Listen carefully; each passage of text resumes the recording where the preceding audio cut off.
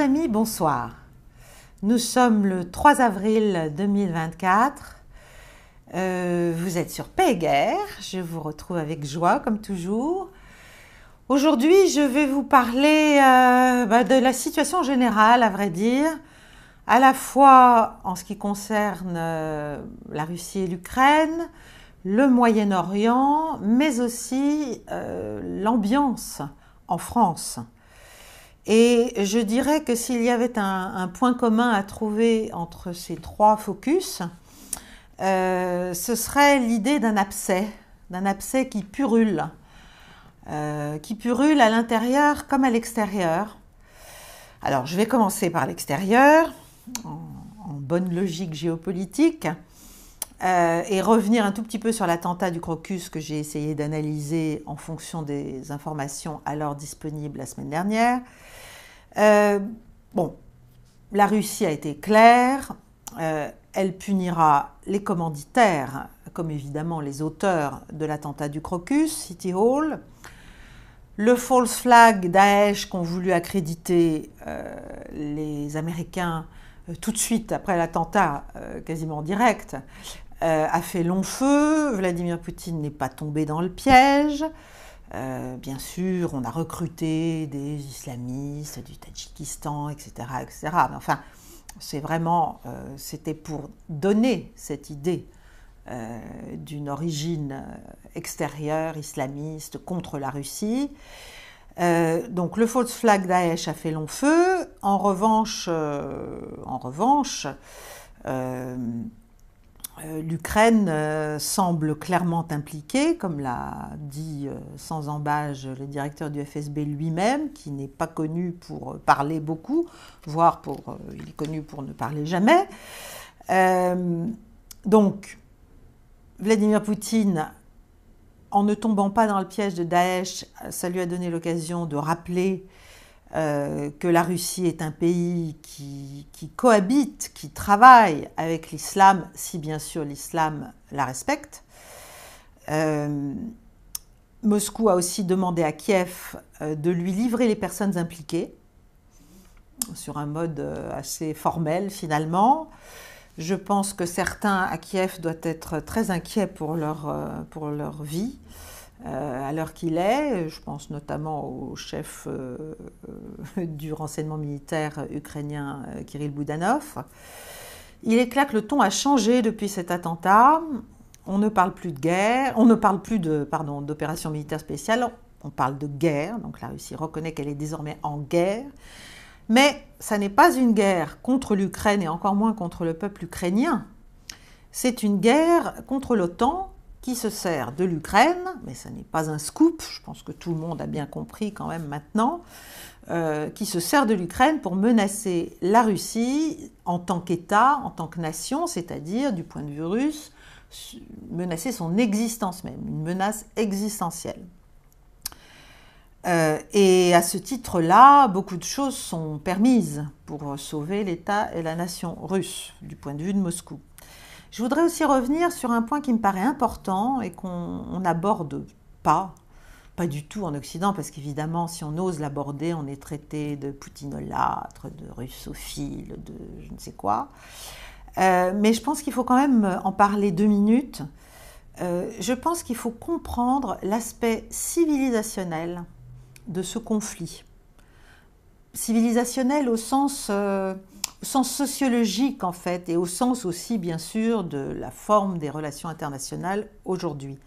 Il y a un poids de l'exemplarité, à mon avis, du point de vue des dirigeants russes, dans leurs actions vis-à-vis du reste du monde. Bien sûr, pas vis-à-vis de l'Occident qui ne croit pas une minute à l'exemplarité du modèle russe ou des actions russes, mais il faut quand même comprendre que la Russie considère qu'elle est la garante d'une certaine vision du monde, mais aussi d'une certaine vision des sociétés occidentales. Elle s'est longtemps, et à mon avis, elle se considère toujours comme un morceau d'Occident.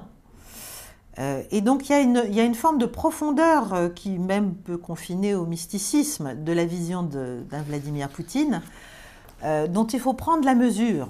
On peut trouver ça idiot, scandaleux, excessif, outrancier, n'importe quoi.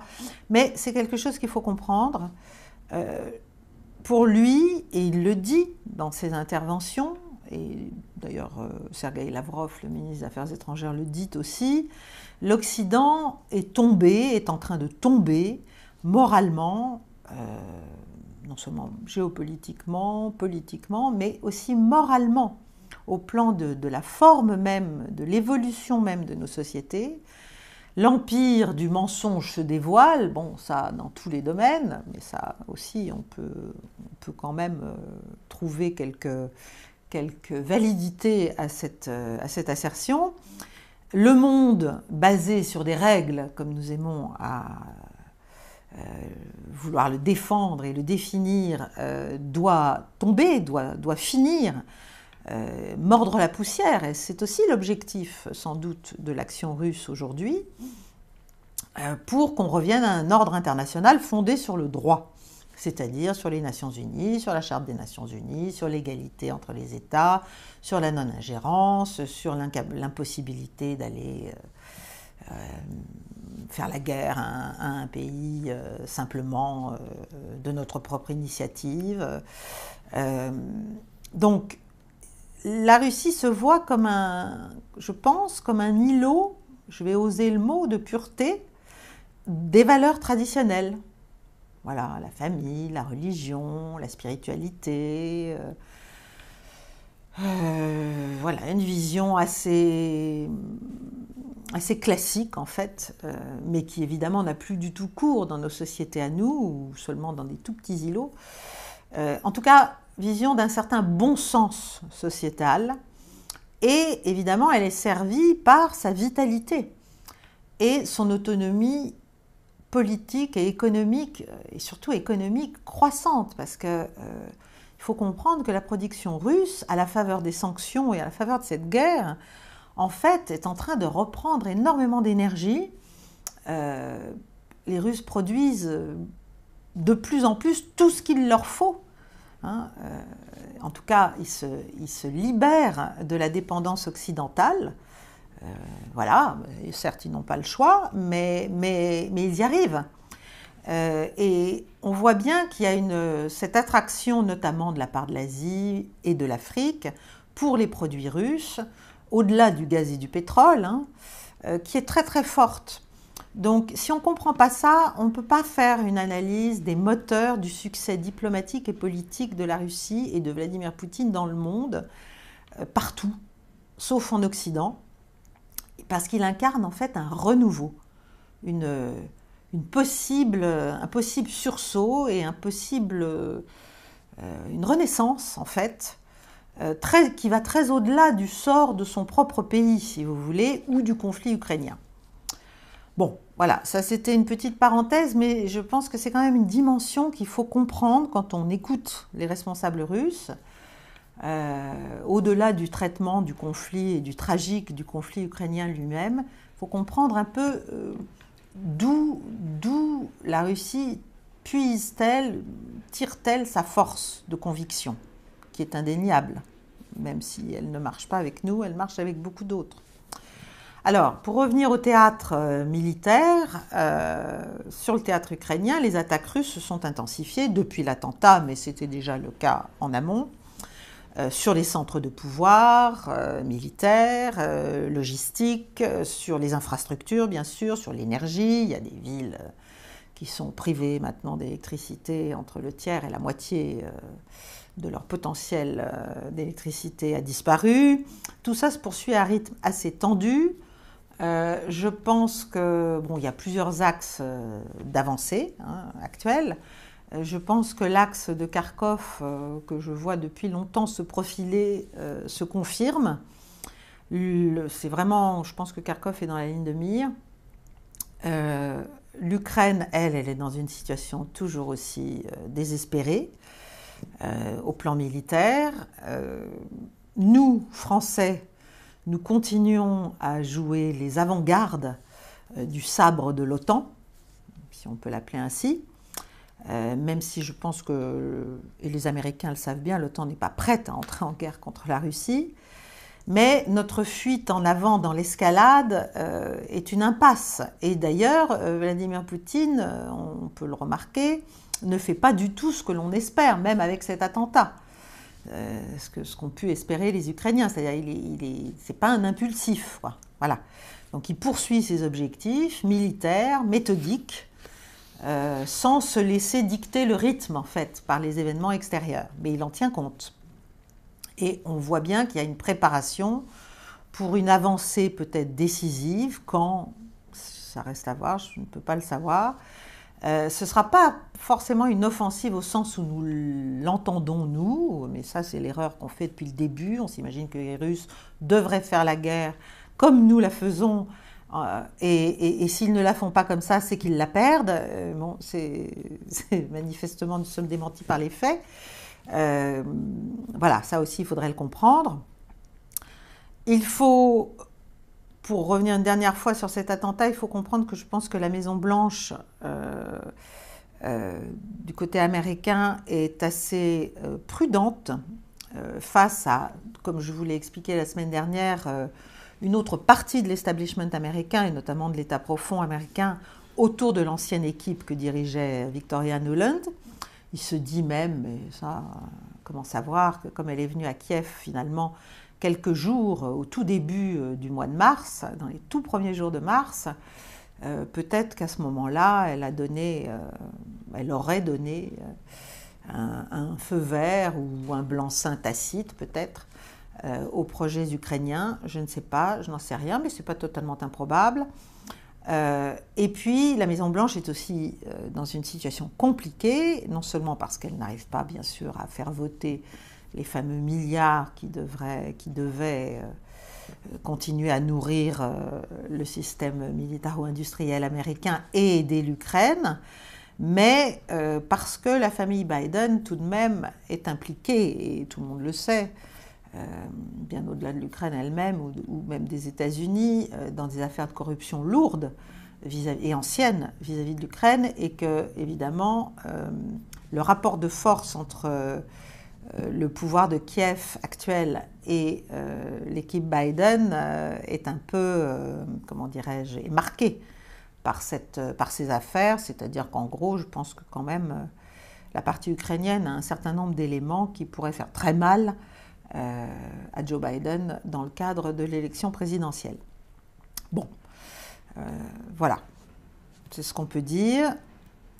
Je voudrais maintenant revenir dans un second temps sur ce qui se passe au Moyen-Orient, parce que là, la tension monte et il y a des risques de dérapage maintenant quand même très sérieux.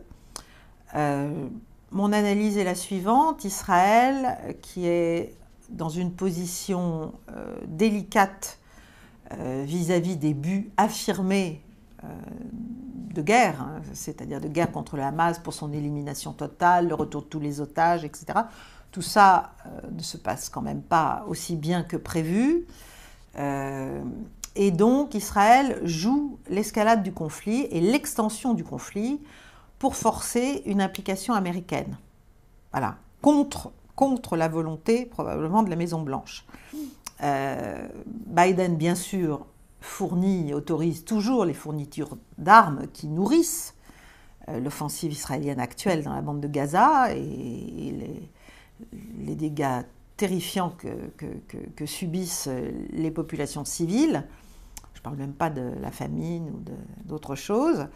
Mais Biden, il est aussi de plus en plus contraint par l'évolution de son électorat démocrate et de son électorat juif démocrate. Et là, c'est quand même important, je pense qu'il faut en parler un petit peu.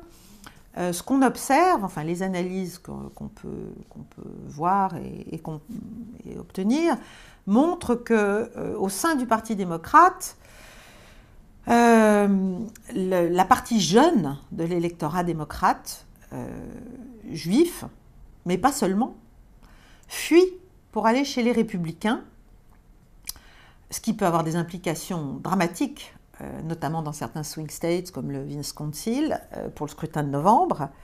Donc si vous voulez, les vieux, entre guillemets, ceux qui ont plus de 35-40 ans, on va dire, restent, de confession juive, restent dans le parti républicain, dans le parti démocrate, pardon, mais la jeunesse, elle est impactée par d'autres mouvements, parce que d'abord, cette guerre qu'Israël mène à Gaza transforme en fait profondément la gauche américaine, enfin la gauche américaine.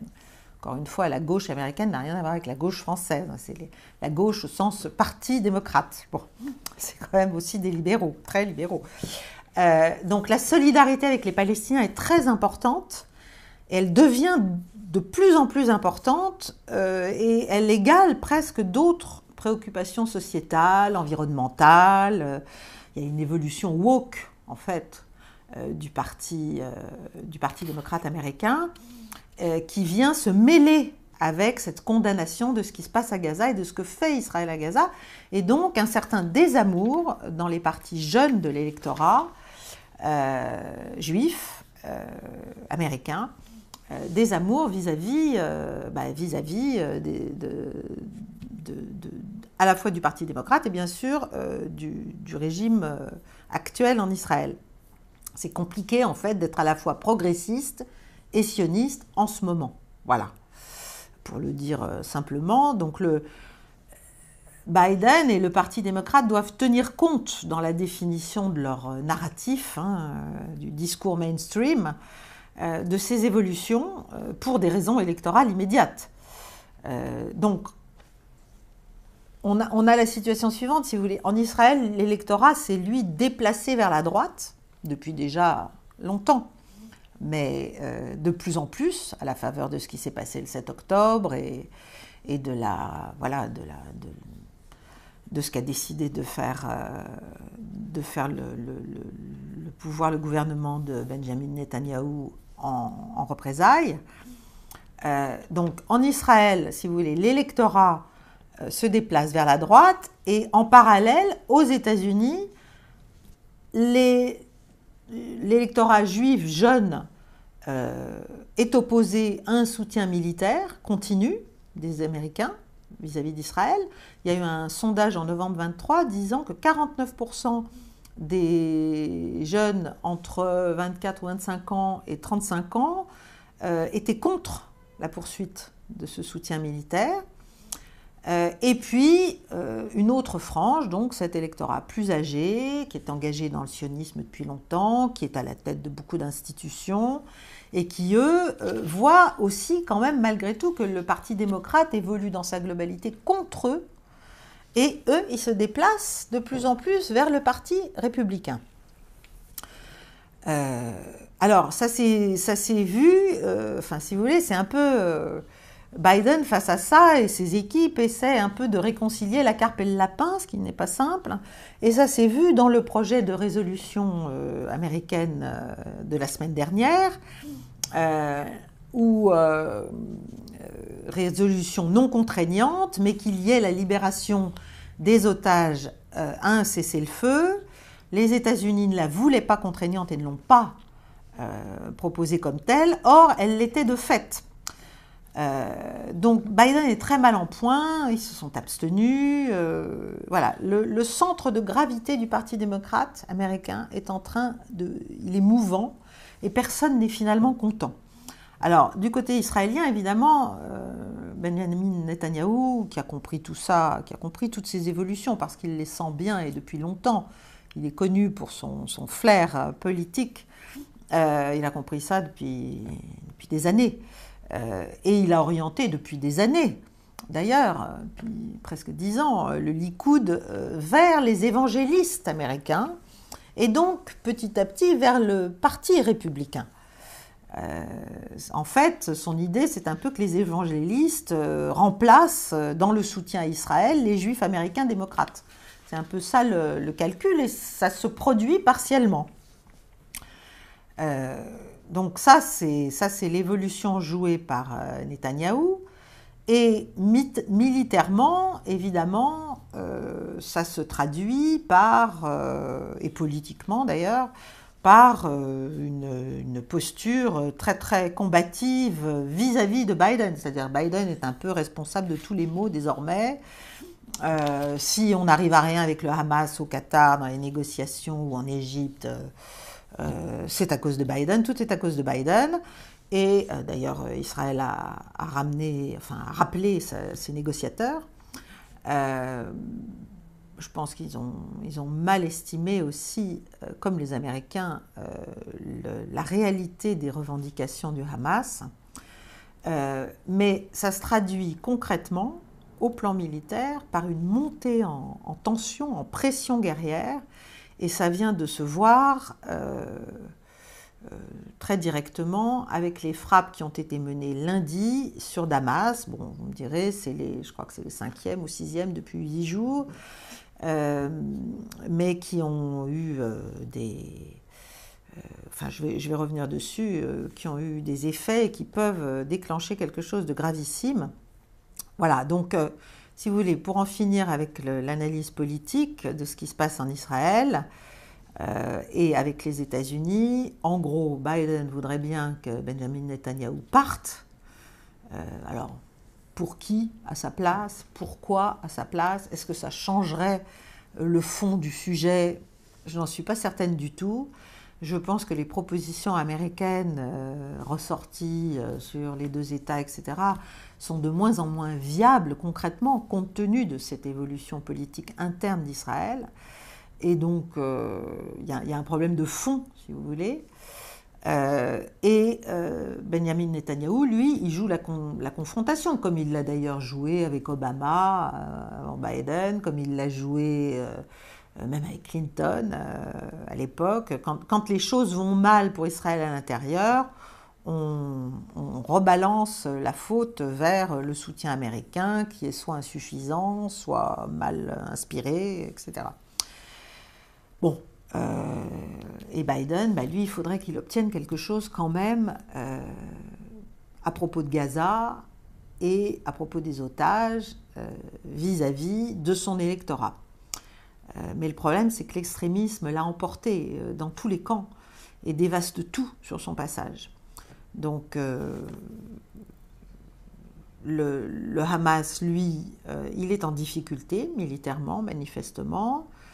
La population est complètement cornérisée vers le sud désormais. D'ailleurs, le leader du Hamas s'est excusé hier, je crois, auprès de la population de Gaza pour les souffrances infligées, alors à l'occasion de la lutte contre Israël, bien sûr, parce qu'il a compris qu'il risque d'être affaibli, en fait, par l'ampleur des pertes humaines et du désastre humanitaire qui est en train de se produire à Gaza.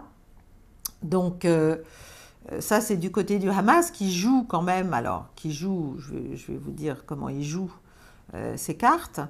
Du côté israélien, il y a des succès, mais qui ne sont pas à la mesure, encore une fois, des objectifs de guerre affichés. Et donc, de toute façon, même si Israël l'emportait à Gaza, encore faut-il savoir ce que ça voudrait dire, de toute manière, ce sera une victoire à la Pyrrhus, parce que le discrédit moral et politique est très très lourd et croissant, donc peut-être que, et même certainement, le pouvoir israélien s'en moque, mais en revanche, dans le monde, ça change. La position vis-à-vis d'Israël change. Donc, voilà, il y a une impasse, en fait, des 2 côtés. Et du côté du Hamas, clairement, d'abord, le Hezbollah ne veut pas manifestement se laisser entraîner complètement dans la danse. Le front Houthi porte des résultats, mais pas suffisamment non plus pour gêner Israël. Et on peut penser que désormais, il s'agit d'essayer de déstabiliser éventuellement la Jordanie pour pousser Israël à venir à son secours. Et il y a eu des manifestations monstres pro-palestiniennes en Jordanie il y a quelques jours. Donc, il n'est pas impossible que le Hamas joue cette carte, qui est une carte extrêmement dangereuse, évidemment, au plan du dérapage et de l'extension du conflit de manière régionale. C'est extrêmement dangereux, extrêmement dangereux, ce jeu du Hamas. Est-ce que ça provoquera la réaction israélienne attendue? Est-ce que ça le contraindra à... Est-ce que ça contraindra Benjamin Netanyahou à essayer de restabiliser un peu le front jordanien et donc de s'affaiblir sur le front Gaza? C'est un pari, je n'en sais rien. Ce qui est certain, c'est que du côté d'Israël, le calcul est donc à la fois de pousser Biden d'une manière ou d'une autre à continuer à fournir des armes et d'élargir le conflit. Et comment ça se passe? Là, ça devient vraiment, je trouve, extrêmement dangereux. Donc, il y a eu cette frappe lundi où Tsahal a frappé avec des missiles emportés par des F-35, par un F-35, par plusieurs F-35, pardon, des missiles sur le consulat, qui est aussi la résidence de l'ambassadeur d'Iran à Damas. 6 missiles, 11 morts. Et parmi ces morts, des personnes très importantes, très symboliques et très importantes militairement pour l'Iran.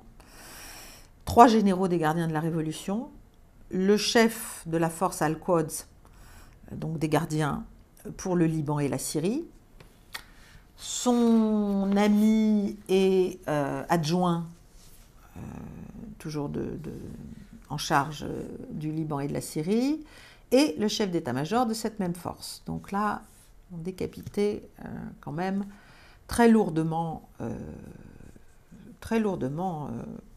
la tête, si vous voulez, du dispositif iranien de protection, enfin, qui est mis en protection de la Syrie, mais qui est mis aussi, bien sûr, qui gêne Israël sur le fond et sur la forme.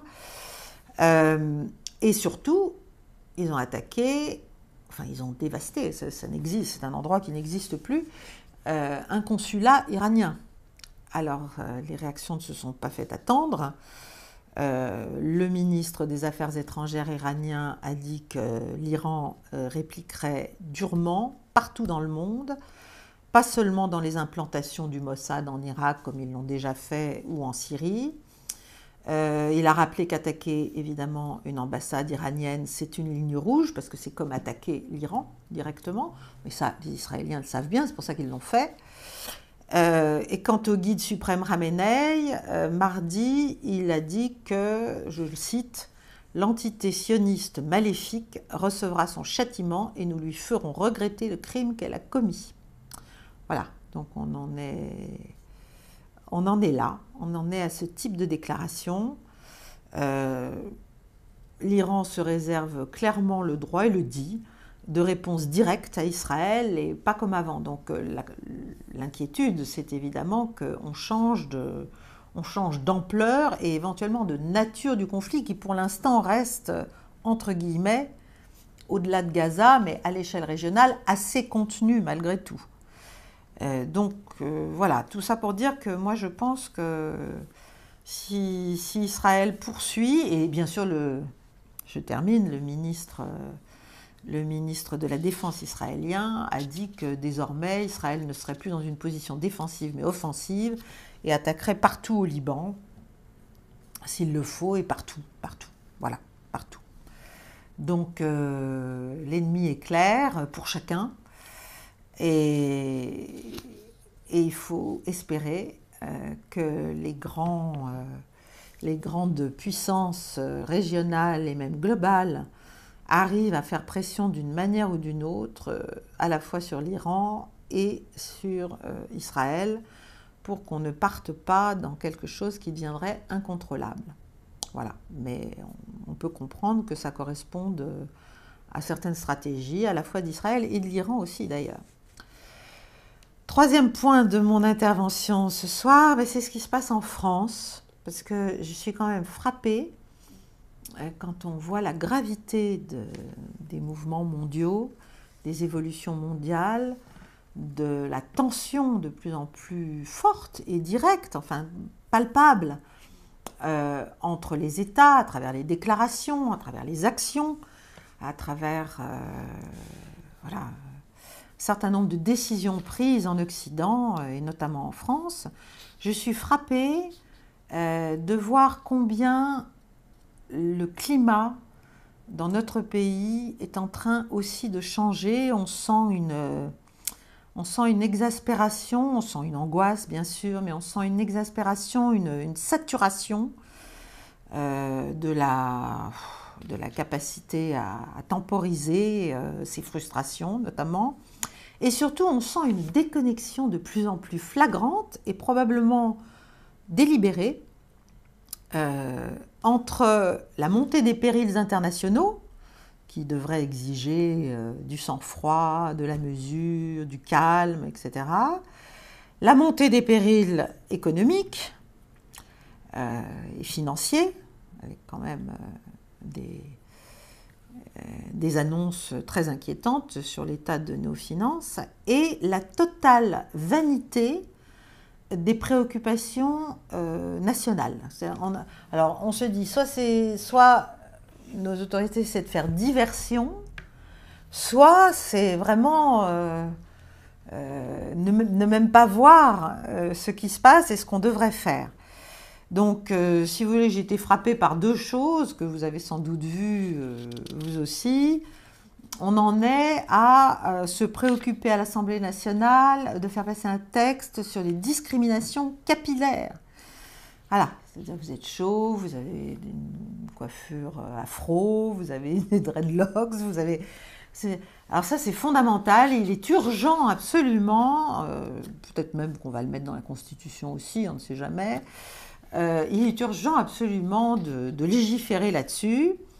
Et puis alors la deuxième chose qui est beaucoup plus insidieuse et retorse, c'est qu'il s'est trouvé un député MoDem bien inspiré pour déposer une proposition d'amendement à la Constitution visant à modifier le mode d'élection du président de la République française et à le faire passer d'un mode par suffrage universel à un mode par suffrage, par collège de grands électeurs, suffrage indirect. Voilà, suffrage indirect.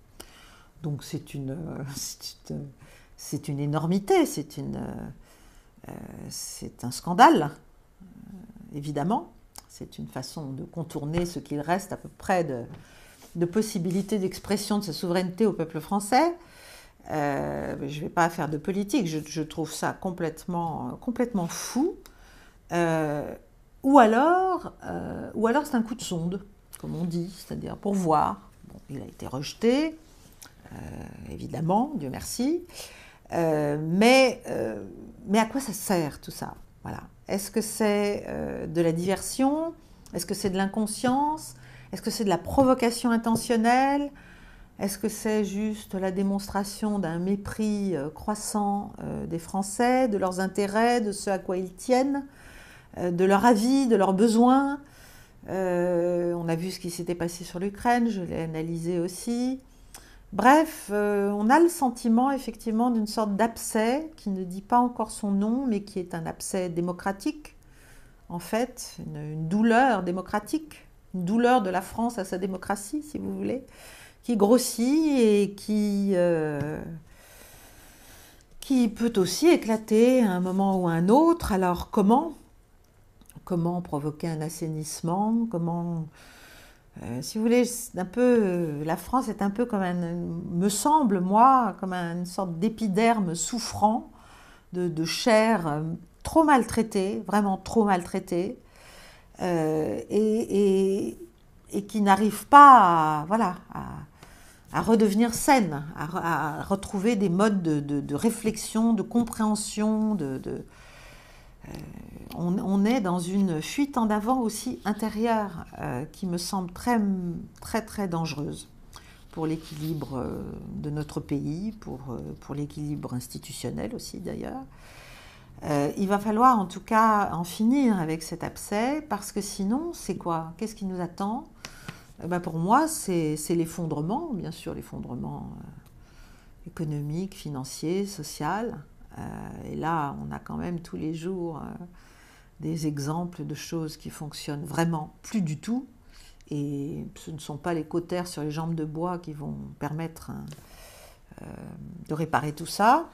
Et puis c'est un déclassement irrattrapable, qui sera irrattrapable à un moment donné, et un espèce d'engloutissement consenti dans l'insignifiance totale. Alors pour moi, évidemment, comme j'ai toujours le regard porté vers ce qui se passe ailleurs dans le monde, je pense qu'il faudrait déjà être capable en matière internationale de repositionner notre pays à l'avant-garde, non de la provocation ou de l'aggravation des tensions, mais à l'avant-garde de l'apaisement, de la recherche de la paix, de la reprise d'un dialogue. Je pense et je redis encore ici, et ce n'est pas la dernière fois que vous m'entendrez le dire, que c'est notre vocation et c'est notre intérêt le plus strict, le plus évident. Je sais que tout le monde essaie de s'accaparer la figure du général de Gaulle pour revêtir l'aube de sa grandeur à peu de frais, en travestissant généralement l'esprit et la lettre de sa pensée. Mais je voudrais revenir sur une phrase, puisque quand même ce qui nous préoccupe aujourd'hui, nous Français, c'est l'implication croissante de notre pays dans ce conflit russo-ukrainien, pour de mauvaises raisons à mon avis. C'est qu'il faut se souvenir quand même de ce qu'a dit le général de Gaulle en 1966. Hein, et là, c'était pas Vladimir Poutine. Là, on sortait du stalinisme, on sortait de bien d'autres choses. Quand il a voulu faire un traité de coopération avec l'Union soviétique à l'époque, il est allé à Moscou en juin 1966 et il a fait un très beau discours. Et j'en extrais une phrase que je laisse à la réflexion, à votre réflexion. Il a dit « Pour la France et la Russie, être unie, c'est être forte. Se trouver séparée, c'est se trouver en danger. » Voilà.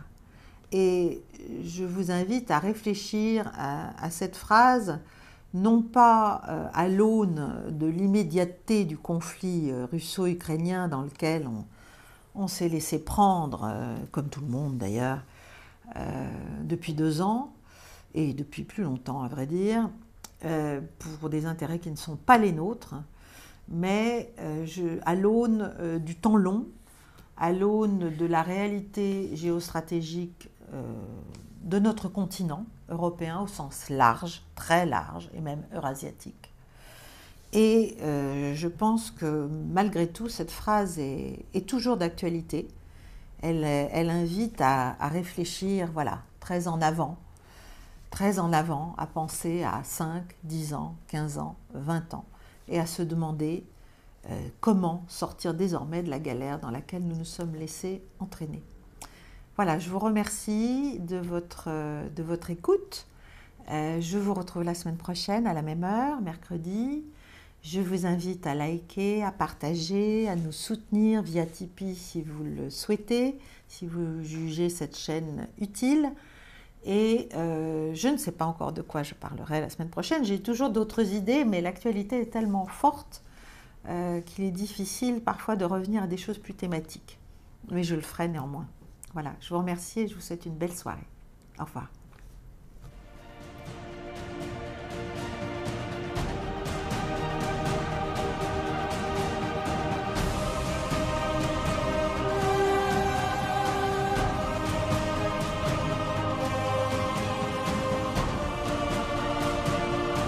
On pensait créer une surprise, pas une surprise stratégique, il a dit une ambiguïté stratégique pour la Russie. En fait, il a créé exactement l'effet inverse, c'est-à-dire une certitude stratégique pour la Russie, c'est-à-dire qu'en réalité, les autres pays ont défini et arrêté leur ligne rouge, ce qui fait que les Russes sont presque sûrs qu'il n'y aura pas de troupes occidentales en Ukraine. C'est déjà la première chose. Mais le deuxième point, ou le deuxième effet de des déclarations de Macron, ont que Vladimir Poutine, respectivement la Russie, a, elle, défini ses lignes rouges. Notamment en ce qui concerne la présence de troupes au sol en Ukraine et la question justement de fourniture d'armes du type F-16 qui, par la nature des choses, ne peuvent pas ou très difficilement être engagés depuis le territoire ukrainien et devraient presque impérativement être engagés à partir du territoire de l'OTAN. Ce qui fait de l'OTAN un co-belligérant. Enfin, pas l'OTAN en tant qu'organisation. Là, de nouveau, il faut être précis. Ce n'est pas l'OTAN, mais c'est les pays de l'OTAN. C'est important de le dire parce que l'OTAN, qui est en fait dirigée de facto par Washington, si Washington a décidé qu'il ne fallait pas s'engager, l'OTAN ne s'engagera pas. Mais que des pays individuels s'engagent, ça c'est possible. Donc ça c'est une possibilité. Donc on a déjà ce premier élément, c'est que Vladimir Poutine a dit qu'il devenait légitime d'attaquer, évidemment, du coup, les F-16 sur leur base, en réalité, comme on le ferait si elles partaient d'un porte-avions. Exactement la même chose. Donc ça, c'est la première chose. Bien, la deuxième chose quand même qui est importante que Vladimir Poutine a déclaré, c'est que les F-16 sont des appareils qui sont capables de transporter des armes nucléaires. Et que par conséquent, il devenait naturel pour la Russie de mettre en alerte leurs forces nucléaires à partir du moment où ils ne savent pas ce qu'il y a sous les avions, ce que l'avion transporte. Et donc, effectivement, on a la potentialité d'une escalade qui arriverait avec les F-16. Et il faut aussi noter que cette question des F-16, c'est les Occidentaux, plutôt les Européens, qui ont été très favorables à la question des F-16. Les Américains ont toujours déconseillé les Européens de le faire. De nouveau, c'est intéressant parce que l'objectif initial de cette guerre, qui était, et quand je dis cette guerre, je parle de 2014, donc la guerre qui a été lancée dès 2014 par les États-Unis contre la Russie, était d'affaiblir la Russie. C'est ça l'objectif, et c'est un objectif américain. D'ailleurs, je reviens à ce que disait Joseph Borrell il y a quelques jours, où il disait « on ne se bat pas pour l'Ukraine et pour les Ukrainiens, mais on se bat pour les intérêts américains, parce qu'ils ont des intérêts dans cette affaire. » Ils disent aussi les nôtres, mais ils parlent spécifiquement des intérêts américains, ce qui est intéressant. Donc, les intérêts américains étaient bien d'affaiblir la Russie, ça c'est certain. Mais au fur et à mesure de l'évolution des opérations, les Américains et notamment les militaires américains ont constaté que la partie était pratiquement perdue. Je pense que dès la fin 2022, les Américains se sont dit que la partie était perdue. C'est à partir de ce moment-là qu'ils encouragent Zelensky à négocier.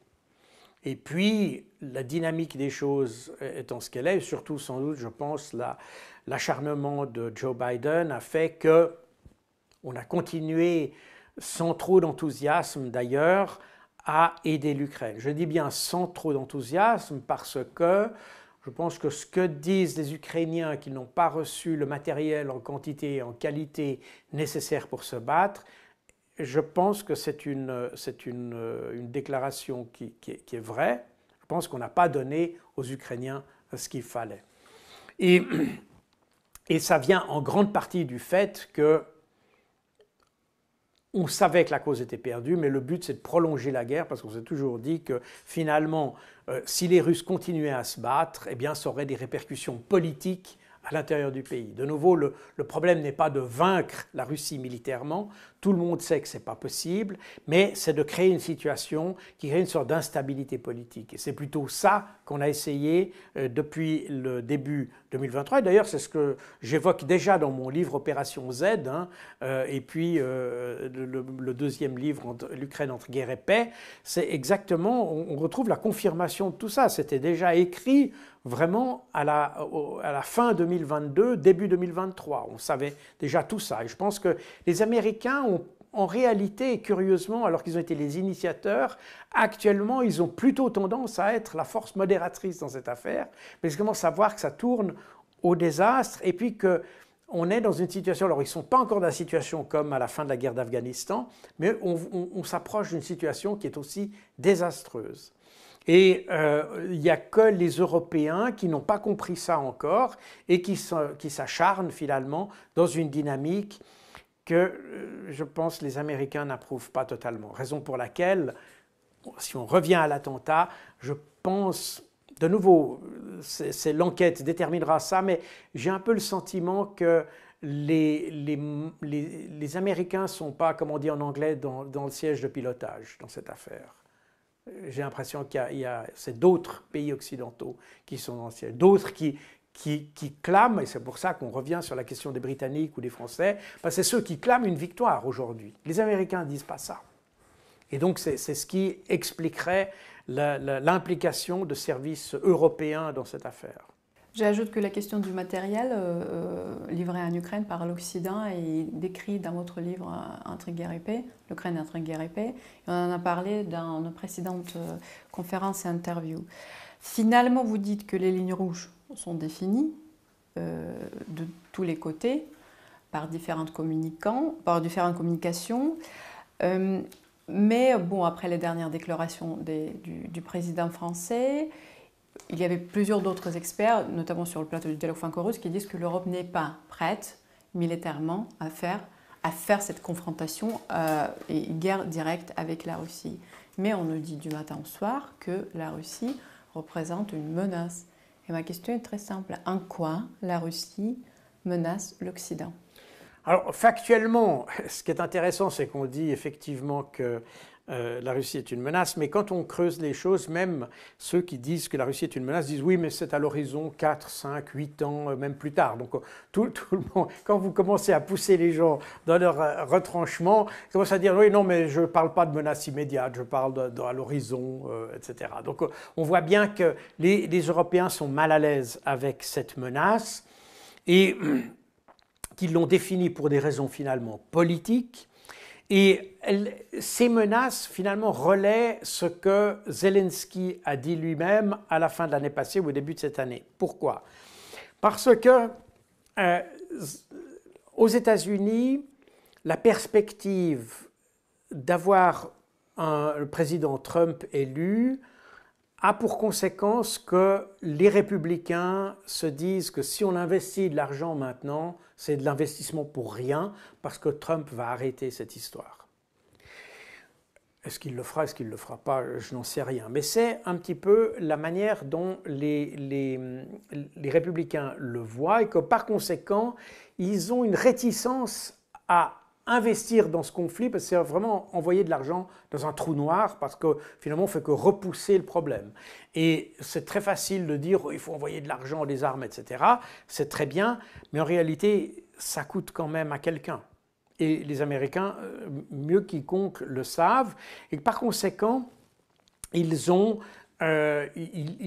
commencent à freiner. Et c'est à ce moment-là que Zelensky est venu, c'était au début de cette année, et notamment lors du World Economic Forum, où il a dit protéger l'Ukraine, c'est vous protégez-vous parce que la Russie va déborder et va commencer à attaquer tout le monde.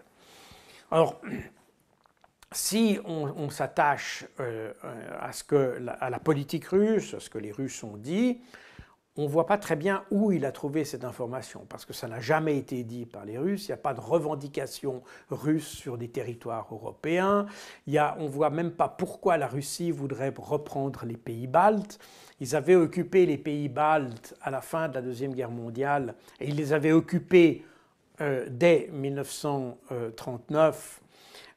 Pourquoi ? Parce que c'était des pays qui étaient inféodés au Troisième Reich, n'est-ce pas, à l'époque. Et la Russie, enfin l'Union soviétique, à l'époque, a essayé de garder contrôle sur ces pays qui avaient une très forte propension à être pro-nazis.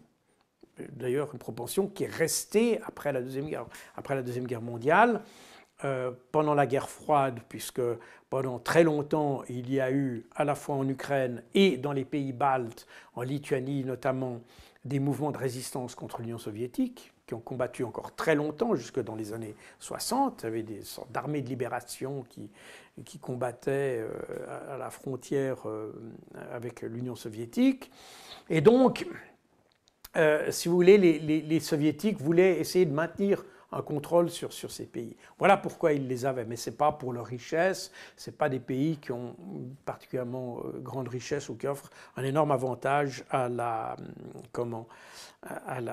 Russie, sauf peut-être créer un pont avec Kaliningrad, probablement. Voilà, ça c'est peut-être le seul avantage. Mais sinon, il n'y avait pas d'intérêt. Donc, il n'y a aucune raison objective aujourd'hui pour déterminer que la Russie aurait un intérêt quelconque à se lancer dans une guerre contre l'Europe. Voilà. Maintenant, ce qui se passe en Europe, c'est que les armées européennes, alors c'est intéressant parce qu'on vient de dire ouais, on a affaibli, on a laissé aller, on s'est démilitarisé. Oui, on s'est démilitarisé, mais pourquoi est-ce qu'on s'est démilitarisé? On s'est démilitarisé parce qu'à partir des années 90, on a pensé qu'on n'aurait plus besoin de se battre et qu'il n'y avait plus besoin d'avoir des armées. N'est-ce pas, les armées de la guerre froide étaient conçues pour se battre contre le pacte de Varsovie. Donc quelque chose d'extrêmement puissant et par conséquent il fallait avoir de notre côté aussi des armées extrêmement puissantes. À partir du moment où le pacte de Varsovie a été dissous, où une partie des pays du pacte de Varsovie ont rejoint même l'OTAN, la nécessité d'avoir des armées fortement étoffées, équipées, etc., a diminué. Et on a fini par avoir, c'est le cas de la France en particulier, un petit peu aussi de la Grande-Bretagne, on a fini par avoir des sortes d'armées de projection, en quelque sorte, c'est-à-dire des armées équipées beaucoup plus légèrement pour des théâtres d'opération très éloignés, donc avec des équipements légers, aérotransportables, qu'on puisse déplacer sur de grandes distances, et puis qui ont besoin d'une puissance de feu importante, mais pas du tout de la même nature que la puissance de feu qui serait nécessaire sur un théâtre de guerre conventionnel en Europe, comme on l'avait. Et donc on a un peu éliminé toutes nos capacités en artillerie lourde, etc. Parce que quand on était en Afghanistan, en Iran, en Irak ou en Syrie, eh bien ce n'est pas du tout le type d'armes dont on avait besoin. Donc si vous voulez, il y a eu un ajustement naturel des armées occidentales face à un contexte géostratégique qui était pacifié, qui était, si vous voulez, normalisé, pourrait-on dire, au niveau européen. Et pour moi, je pense que finalement, la solution aux problèmes stratégiques aujourd'hui n'est pas dans la reconstitution d'armées extrêmement fortes en Europe. La meilleure sécurité qu'on puisse avoir en Europe, c'est de bien s'entendre entre nous. C'est le plus compliqué. C'est le plus compliqué. En fait, ce serait très simple si on n'avait pas des demeurés qui prennent les décisions. N'est-ce pas? C'est un peu ça. Alors vous allez me dire, c'est peut-être compliqué d'avoir des gens qui ne sont pas demeurés. Ça, c'est possible. Mais le problème est là. C'est extrêmement simple en réalité, parce qu'on l'a eu jusqu'au début des années 2000, et incidemment, c'est nous qui avons, j'allais dire, cassé la chaîne, entre guillemets, parce que c'est les Occidentaux qui ont dénoncé les accords de désarmement qu'on avait avec la Russie et qu'on avait conclus pendant la guerre froide. Donc c'est nous qui sommes à l'origine des perturbations qui aujourd'hui nous dépassent et contre lesquelles on n'est plus capable on est un peu des apprentis sorciers quelque part. Ce que vous dites est vrai. Et on voit que lors d'ailleurs de l'interview avec Tucker Carlson, le président russe a dit que la Russie était prête aux négociations. Là, ce dernier temps, même Macron, quand il s'est réuni avec les partis politiques en France, je pense que c'est le parti de gauche, le leader du parti de gauche a dit que oui, la Russie était ouverte aux négociations. Mais c'est l'Europe qui n'est pas prête et l'Europe apparemment veut battre jusqu'au dernier Ukrainien. Et la question légitime, que va-t-il rester de l'Ukraine? Alors, il restera de l'Ukraine que ce qu'on veut qu'il en reste. Et puis, apparemment, les Européens veulent qu'il en reste rien. Donc, voilà, c'est triste. mais apparemment c'est la décision européenne parce que ce qu'on fait actuellement pousse les Russes à aller toujours plus loin, puisque finalement on leur promet une guerre sans fin. Donc, à partir du moment où on vous promet une guerre sans fin, vous vous dites finalement le mieux c'est que j'écrase définitivement l'adversaire puis qu'on n'en parle plus. Et c'est un petit peu, je ne veux pas dire que c'est ce qu'il y a, je ne sais pas qu'est-ce qui se passe dans la tête des dirigeants du Kremlin, mais je peux imaginer que c'est une conséquence logique. On dit, alors, si vous nous promettez une guerre sans fin, on va mettre un point final à tout ça en aplatissant tout. Et on a un peu l'impression, ces derniers jours d'ailleurs, qu'on voit une sorte d'accélération du côté par les Russes pour créer une zone de tampon le long de la frontière ouest du pays, notamment dans la région jusqu'à Kharkov, etc. Hein. Et on a un peu l'impression que les frappes qu'il y a, notamment sur les installations électriques à Kharkov, ont pour objectif de faire partir la population de façon à ouvrir la porte à de possibles opérations militaires. On est un petit peu dans un scénario comme ça, et puis peut-être aller plus loin. Je pense que plus on fera durer le plaisir, plus les Russes mettront de la pression, d'une manière ou d'une autre, sur l'Ukraine. Et c'est effectivement ce qu'on observe. Je l'avais déjà écrit d'ailleurs dans mes livres précédents, et on le constate aujourd'hui. C'est un raisonnement logique. De nouveau, la problématique des Européens, c'est qu'ils refusent d'admettre la réalité des choses. Ils restent dans une réalité virtuelle. Quand on parle de négociation, typiquement, et on parle maintenant d'une conférence de paix en Suisse, etc. Conférence de paix, d'ailleurs, qui n'inclurait pas la Russie, ce qui est déjà une notion un peu curieuse de négocier la paix, mais qui, si on regarde plus les détails, c'est une négociation de paix, ou plutôt une conférence de paix, qui s'articule autour du plan de paix de Zelensky, c'est-à-dire, en gros, capitulation de la Russie. Alors on se dit, mais comment est-ce qu'on peut raisonnablement, dans la situation actuelle, imaginer que la Russie déclare « oui, on va capituler, finalement, on arrête ». Ça n'a aucun sens, ne serait-ce déjà que par le prix du sang versé. La Russie ne va pas accepter tout d'un coup de dire « oui, non, bon, on a tout fait ça pour rien, c'était pour rigoler, et puis on se retire ». Non, c'est pas comme ça que ça se passe. Donc, on voit des élites européennes, et typiquement en France d'ailleurs, qui sont vraiment dans une réalité virtuelle qui n'a aucune base sur le terrain. Et c'est aussi un avantage, d'une certaine manière, c'est un avantage pour les Russes, parce que s'ils veulent agrandir leur territoire, ça devient d'autant plus facile parce que plus on avance, plus l'armée ukrainienne s'affaiblit, plus ça deviendra facile. Et on est en train de faciliter le travail aux Russes d'une certaine manière, même si ça coûte encore des vies humaines. Mais j'ai l'impression qu'on va exactement à l'inverse de ce qu'on voulait faire. Si on avait vraiment voulu aider l'Ukraine, si vraiment on avait voulu sauver l'Ukraine, et si vraiment on avait voulu avoir la stabilité en Europe, on aurait, comme d'ailleurs étaient prêts à le faire les Russes en mars, à la fin mars 2022, c'était d'accepter le plan Zelensky, tout simplement. Et c'était ce que les Russes étaient prêts à faire. Et, à Istanbul, vous parlez. À Istanbul, exactement. Oui, c'est la proposition. C'est justement, après, on n'a pas la confirmation 100%, c'était Boris Johnson qui finalement a dit niet. On sait que Boris Johnson est intervenu, puisque ça a été dit déjà en avril 2022. Déjà dans mon livre Opération Z, qui a été publié fin 2022, j'ai déjà raconté ça, c'était dans la presse ukrainienne. Donc Ukrainska Pravda disait déjà, le principal obstacle à la paix sont les Occidentaux. Et ils évoquaient déjà l'intervention de Boris Johnson. L'inconnu ici, c'est le rôle de la France et de l'Allemagne. C'est là où est l'inconnu. Parce qu'il semble qu'effectivement, les Allemands et les Français étaient derrière l'Ukraine et qu'ils ont joué un rôle dans l'acceptation ou la non-acceptation de cette proposition. Et pourquoi?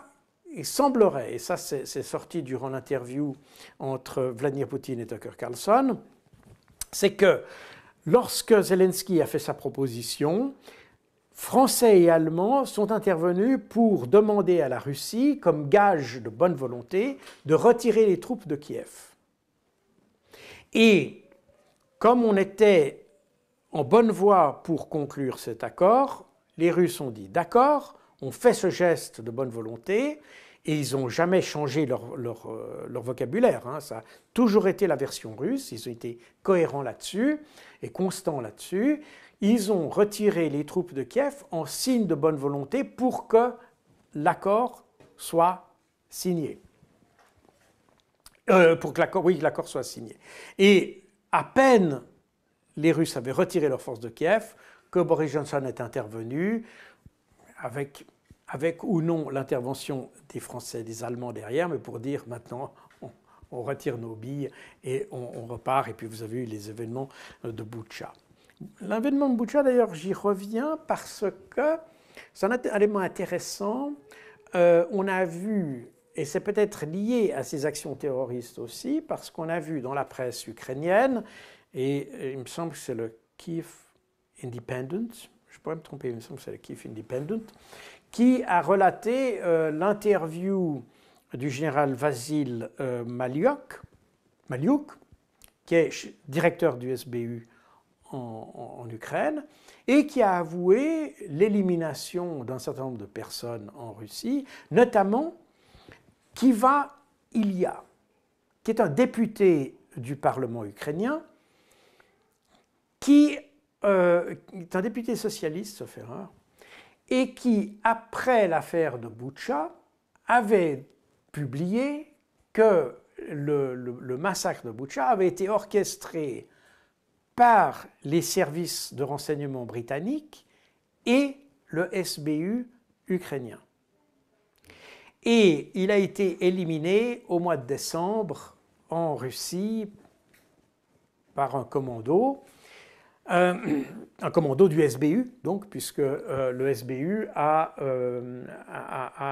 confirmé la chose. Et de nouveau, on retrouve les Britanniques. Donc on est de nouveau dans des attentats terroristes qui ont touché la Russie, avec l'implication des Britanniques, si on en croit Kiva Ilya, qui était quand même député ukrainien.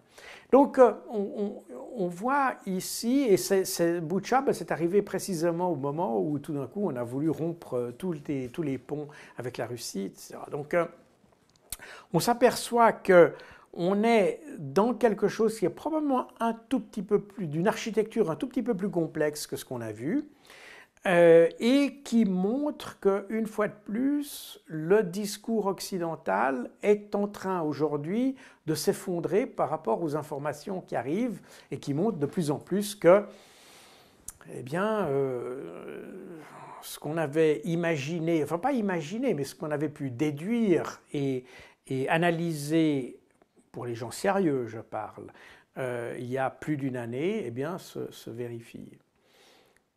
Puisque quand on vous écoute, vos analyses, on comprend très bien que la confiance est perdue entre la Russie et l'Occident.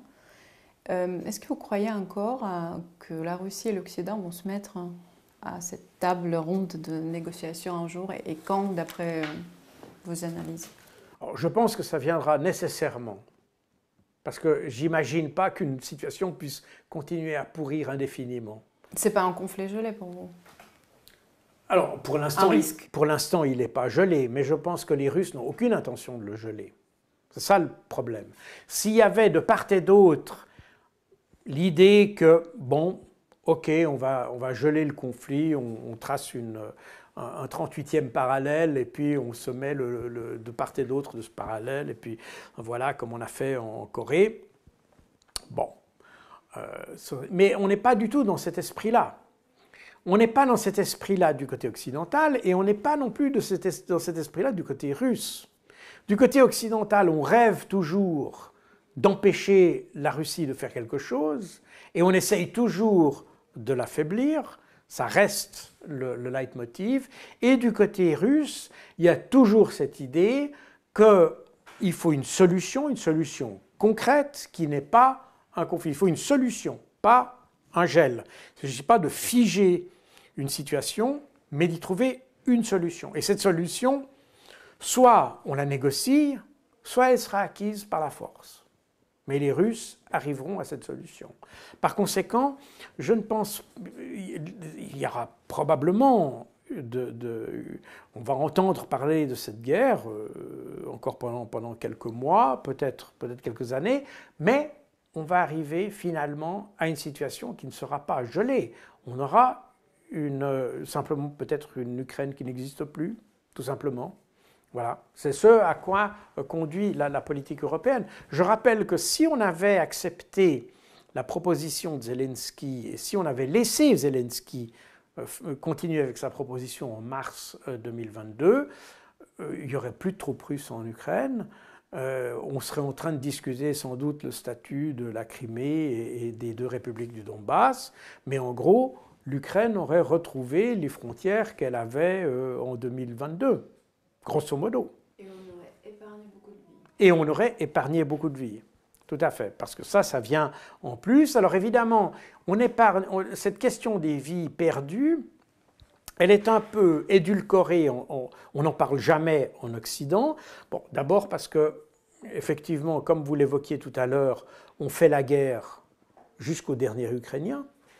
Et d'ailleurs, je reviens à la déclaration de Josep Borrell ces derniers jours, où on constate qu'effectivement, la considération humaine n'apparaît absolument pas. Donc il n'y a absolument aucune considération humaine pour l'Ukraine. Par contre, on parle des valeurs démocratiques, des valeurs de souveraineté. Par contre, on parle surtout des intérêts. On parle surtout d'intérêts. Plus que de valeur, si ma mémoire est bonne. Borrell parle des intérêts, mais les dirigeants européens déclarent des valeurs. Mais de nouveau, je reviens à ce que disait Borrell. Il parle d'intérêt. Il ne parle pas d'autre chose. Il ne parle même pas de valeur. Donc on voit bien, et il parle même des intérêts américains. Donc ça veut dire qu'on est très loin de quelque chose qui nous concerne directement, qu'on fait une guerre, on ne sait pas vraiment pourquoi. On ne sait pas ce qu'on veut chercher à atteindre dans cette guerre, parce que dire qu'on ne veut pas que la Russie gagne, ça veut dire quoi concrètement? Il n'y a aucun sens, n'est-ce pas? Donc on voit bien qu'on est un peu... On est en porte-à-faux avec des objectifs qu'on est incapable de définir avec précision, et qui, finalement, du fait qu'ils n'existent pas, eux, les Russes, je pense, ont des objectifs finalement beaucoup plus réalistes et concrets. Ils disent, bon, vous ne voulez pas, ben, on va prendre cette ville, puis on va prendre celle-là, puis on va grignoter les choses calmement. On est exactement dans la stratégie que le général Sourovikine avait décrite en octobre 2022. C'est exactement cette même stratégie qui est appliquée de manière... par grignotage successif, si vous voulez, qui fait que par la nature du combat qui est mené, les Russes perdent nécessairement moins de troupes que les Ukrainiens. Et on voit aujourd'hui une armée ukrainienne qui est vraiment au bout de ses capacités dans tous les domaines. Et donc j'ai un peu de peine à comprendre la rationalité des décisions qu'on a en Occident, parce qu'on voit très bien qu'on avance vers rien. Merci beaucoup Jacques Bock pour ce dialogue. Merci à vous, c'est un plaisir de revenir pour dialoguer avec vous. Merci.